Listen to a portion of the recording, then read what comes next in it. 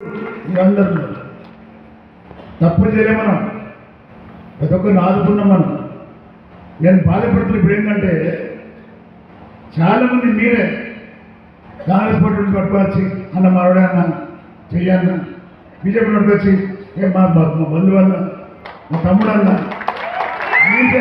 వాళ్ళు ఇది మన పార్టీలో కాదు సార్, మనకి ఏది సార్ అని చెప్పుకుంటూ అవుతున్నారు.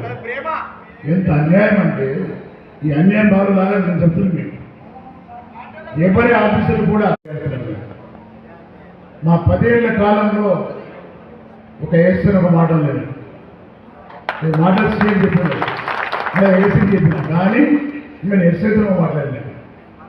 నేను చూస్తున్నాను పోలీస్ డిపార్ట్మెంట్ కొంతమంది, అందరు కాదు కొంతమంది కాంగ్రెస్ పార్టీ గులాంలా వ్యవహారం చేస్తున్నారు. గులాంలా పట్టుకపోతున్నారు, కేసులు చేస్తున్నారు, కొడుతున్నారు, కొందరు కొట్టిన కూడా. నేను పార్టీ పరంగా ఇష్యూ చేయలేదు, కానీ దిగలిపోతున్నాను.